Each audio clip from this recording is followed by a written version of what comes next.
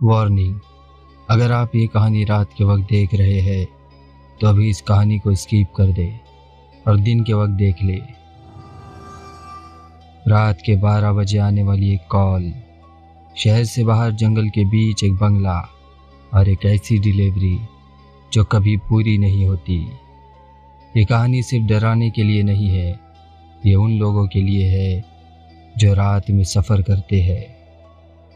السلام علیکم دوستو، میرا نام فرید ہے اور میں ہارر اسٹوریز نریٹ کرتا ہوں۔ تو جلدی سے آیت الکرسی پڑھ کر اپنا حصار باندھ لے اور لائٹ بند کر کے ہیڈ فونس لگا لے۔ تو چلیے بڑھتے آج کی کہانی کی طرف۔ اکثر زندگی میں کچھ کالز ایسی ہوتی ہے جو اگر نہ آئے تو شاید زندگی کچھ اور ہو سکتی تھی، اور کچھ کالز جو اگر آ جائے تو زندگی بس وہی ختم ہو جاتی ہے۔ رات کے قریب 12 بج چکے تھے۔ ہائی وے پر اندھیرا اتنا گہرا تھا کہ ہیڈ لائٹ کے آگے کا راستہ بھی کسی کالے سمندر جیسا لگ رہا تھا۔ ایک ٹرک شہر کے لاسٹ ٹول کے پاس کھڑا تھا، جس کے ڈرائیور سیٹ پر رفیق نام کا ڈرائیور بیٹھا تھا، جس کی عمر قریب 38 سال تھی۔ رفیق 20 سال سے ٹرک چلا رہا تھا اور ایسی راتوں کی اسے عادت سی ہو چکی تھی۔ اس کے پاس پیسنجر سیٹ پر اس کا ہیلپر بیٹھا تھا، جس کا نام تھا عتیق، جو کہ 22 سال کا لڑکا تھا، اور وہ ابھی نیا اس لائن میں آیا تھا اور ہر رات کو ایک نیا ایکسپیرینس مانتا تھا۔ عتیق نے سگریٹ جلاتے ہوئے کہا، بھائی آج تو لگتا ہے چین سے سو جائیں گے، کوئی بکنگ بھی نہیں ہے۔ رفیق نے ہلکی مسکان کے ساتھ کہا، زیادہ بول مت، رات کے وقت قسمت کب پلٹ جائے پتہ نہیں۔ اور تبھی ٹرک کے کیبن میں رکھا فون اچانک زور سے بجنے لگا۔ دونوں ایک ساتھ فون کی طرف دیکھنے لگے۔ رفیق نے فون اٹھایا۔ اسکرین پر کمپنی کا نمبر تھا۔ دوسری طرف سے آواز آئی، ہیلو۔ ٹھنڈی بنا کسی جذبات کے اس نے کہا، رفیق بھائی ایک ارجنٹ ڈیلیوری ہے۔ عتیق نے آنکھوں میں رفیق سے پوچھا، اس وقت؟ رفیق نے سامنے والے سے پوچھا، ابھی رات کے 12 بجے؟ دوسری آواز بولی، ہاں بہت ارجنٹ ہے، گھر شفٹنگ کا سامان ہے، لوکیشن واٹس ایپ کر رہے ہیں۔ رفیق نے سوال کیا، اور مزدور؟ وہ وہاں ارینج ہو جائیں گے۔ تبھی اچانک فون کٹ گیا۔ نہ پلیز نہ تھینک یو، صرف کام۔ 5 منٹ بعد لوکیشن رفیق کے فون پر آئی۔ سمیر نے گوگل میپ کھولا۔ جیسے جیسے زوم کرتا گیا اس کی بھویں سکڑتی چلی گئی۔ سمیر نے کہا، بھائی یہ جگہ تو شہر سے بہت باہر ہے۔ رفیق نے بھی دھیان سے دیکھا۔ ایک لمبی بالکل سنسان روڈ، کوئی ڈھابا نہیں، کوئی پیٹرول پمپ نہیں، بس جنگل اور پرانی زمین۔ اس لوکیشن کا نام تھا شاہ گنج ایکسٹینشن، پلاٹ نمبر 13۔ رفیق نے دھیرے سے کہا، لگتا ہے یہ کوئی بنگلہ ہے۔ سمیر ہنسا اور بولا، بنگلہ ہو یا محل، ڈیلیوری تو ڈیلیوری ہوتی ہے۔ خیر ٹرک اسٹارٹ ہوا۔ ہائی وے کا شور پیچھے چھوٹتا گیا اور ٹرک اپنی منزل کی طرف آگے بڑھنے لگا۔ رات کے قریب 2:45 ہو رہے تھے جب ٹرک اس ایریا میں انٹر ہوا جہاں اسٹریٹ لائٹ کا نام و نشان بھی نہیں تھا۔ ہیڈ لائٹ کے باہر صرف جنگل تھا، اور جنگل کے بیچ ایک اکیلا سا راستہ جو سیدھا لے جا رہا تھا اس بنگلے کی طرف، جہاں کوئی رہنے نہیں آیا تھا اور جہاں شاید کوئی رہنا بھی نہیں چاہتا تھا۔ رات کے 3:10 ہو چکے تھے۔ ٹرک جیسے ہی اس جگہ پر رکا، انجن کی آواز بند ہوتے ہی ایک عجیب سی خاموشی چھا گئی، ایسی خاموشی جو کانوں میں سیٹی بن کر بجتی ہے۔ عتیق نے ونڈو سے جھانک کر دیکھا اور سگریٹ جلانا بھول گیا۔ اس کے سامنے جو کھڑا تھا وہ کوئی نارمل گھر نہیں تھا، وہ ایک بہت بڑا بنگلہ تھا اور 2 منزل کا تھا، سفید رنگ لیکن وقت کے ساتھ پیلا پڑ چکا تھا۔ مین گیٹ آدھا کھلا تھا، گیٹ کے اوپر لوہے کا نیم پلیٹ لگا تھا، لیکن اس پہ کچھ لکھا نہیں تھا، جیسے نام ہی مٹا دیا گیا ہو۔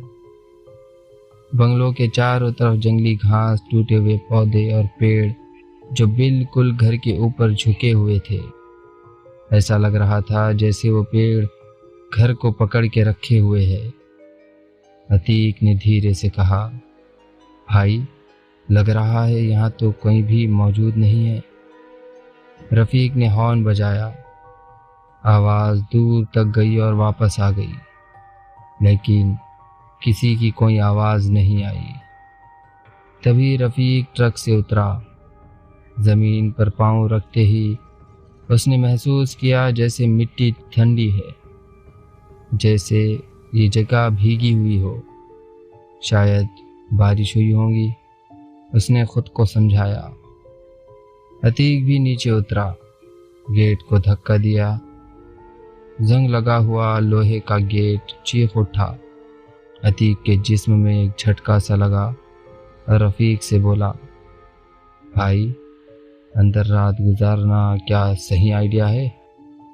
رفیق نے دھیرے بنگلے کو دیکھا، وہاں کوئی مزدور نہیں تھا، سامان صبح ہی اتارنا تھا اور تھکان حد سے زیادہ تھی۔ رفیق نے عتیق کو دیکھا اور بولا، ٹرک میں سونے سے تو بہتر ہے، چل اندر چلتے ہیں۔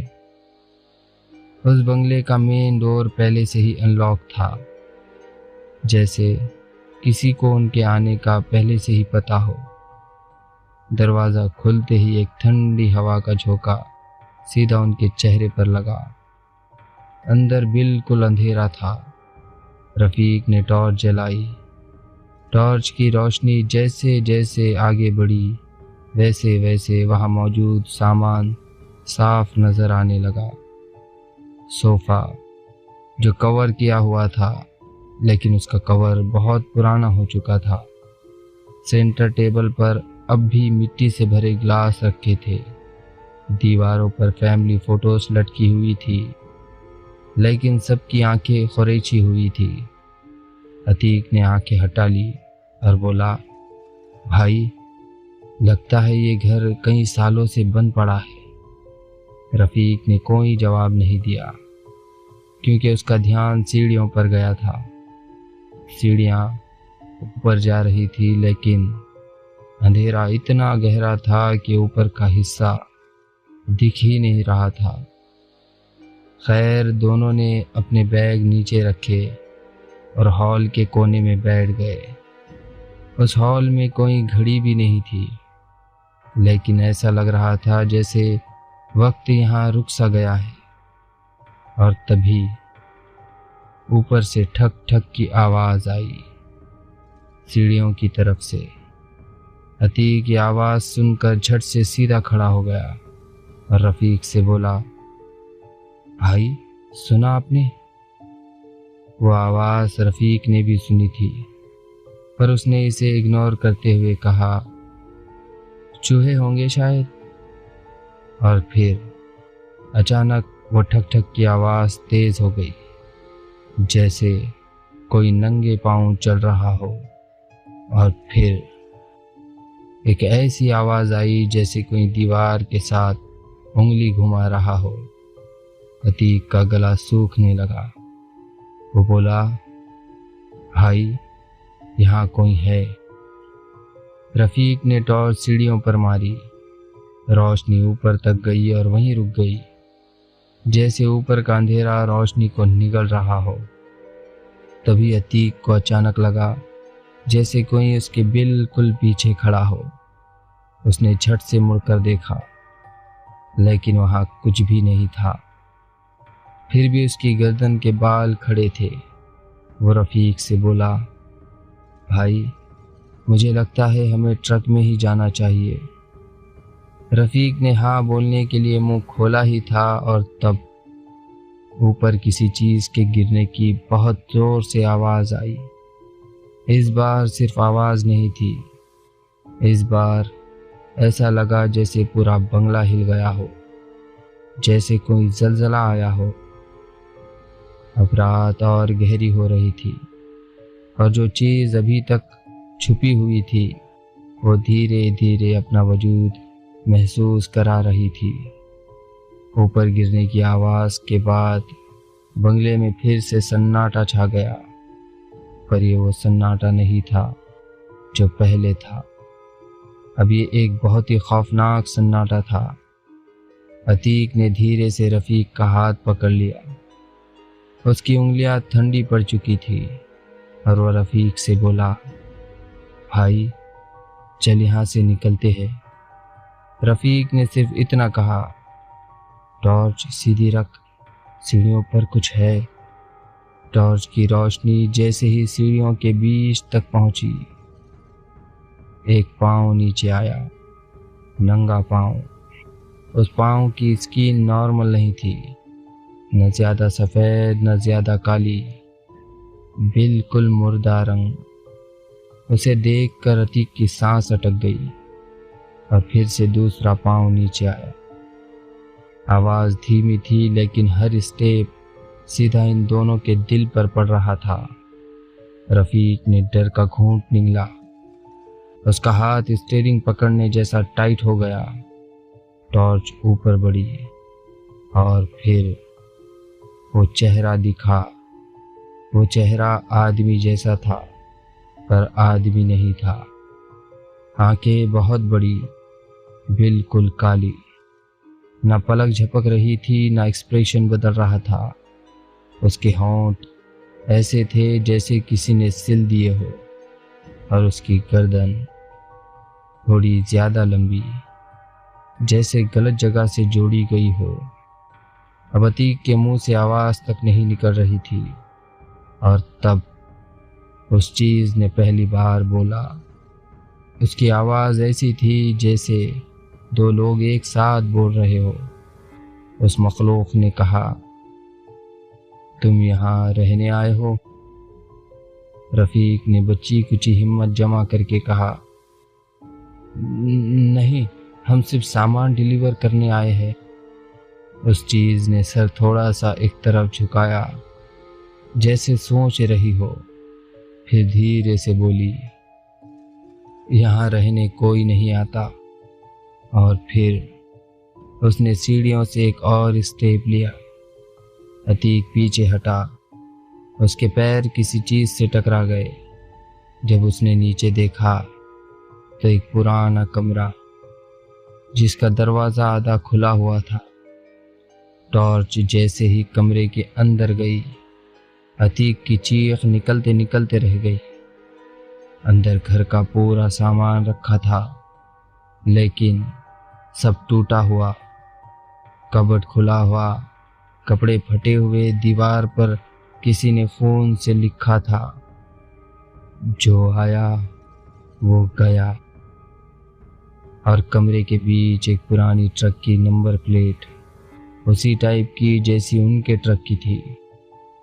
عتیق نے کانپتے ہوئے کہا، بھائی یہ ڈیلیوری پہلے بھی آ چکی ہے۔ اور تبھی سیڑھیوں سے اترنے والی چیز اب بالکل پاس آ چکی تھی۔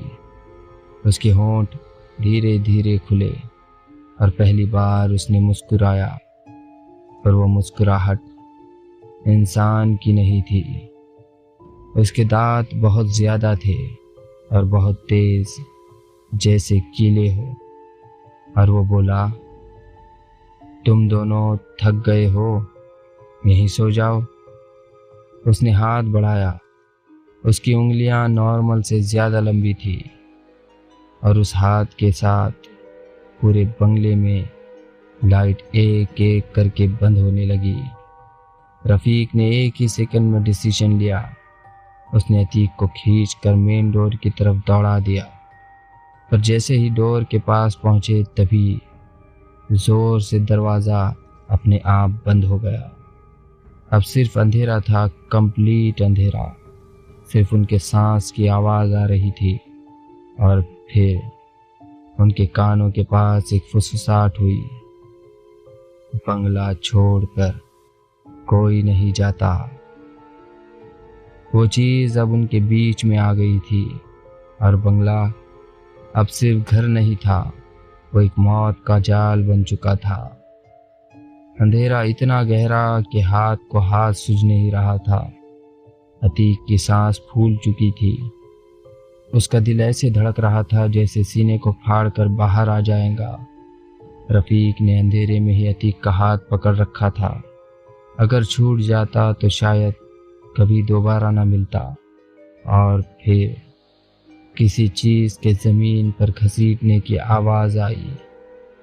آواز دھیرے دھیرے ان کے گرد گھومنے لگی، جیسے کوئی شکار کو پہلے تھکا رہا ہو۔ عتیق کے ہاتھ سے غلطی سے ٹارچ اچانک جل اٹھی، اور اس روشنی میں جو دکھا وہ چیز اب پوری طرح سامنے تھی۔ وہ آدمی جیسی شکل صرف اوپر سے تھی، اس کا دھڑ انسانی دھڑ سے بالکل الگ تھا۔ سینہ بہت لمبا، ہڈیاں ابھری ہوئی، پیر تو اس کے زمین کو چھو ہی نہیں رہے تھے، اور اس کی پیٹھ سے کالی پرچھائیاں جیسے زندہ ہو کر ہل رہی تھی۔ رفیق کے منہ سے بس اتنا نکلا، یا اللہ!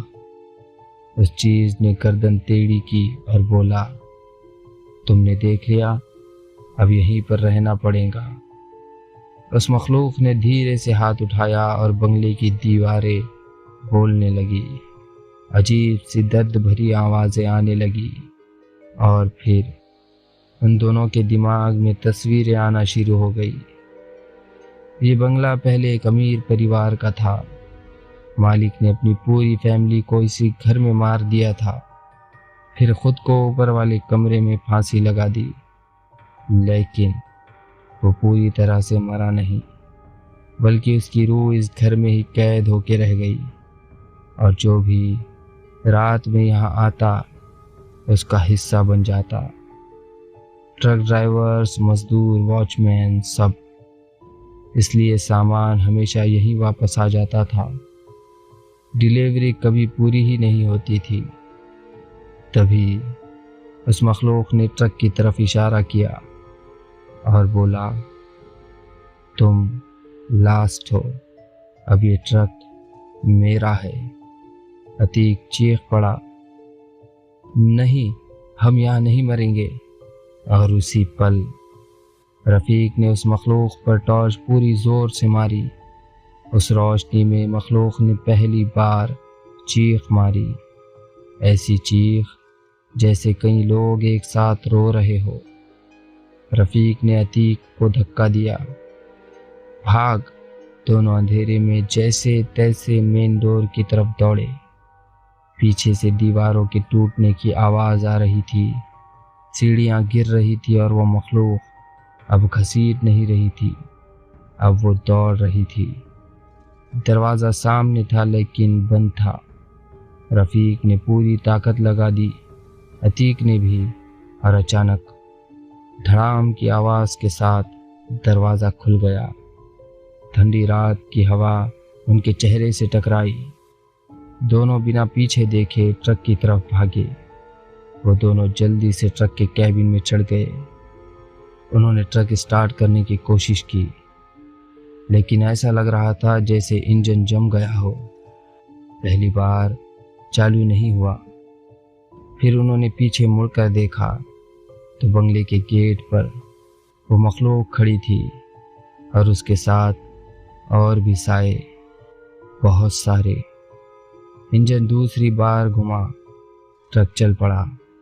جیسے ہی ٹرک نے باؤنڈری کراس کی تو بنگلہ اچانک اندھیرے میں غائب ہو گیا۔ ایسا لگ رہا تھا جیسے کبھی وہاں کوئی بنگلہ تھا ہی نہیں۔ خوف کی وجہ سے ان دونوں کی حالت خراب ہو چکی تھی۔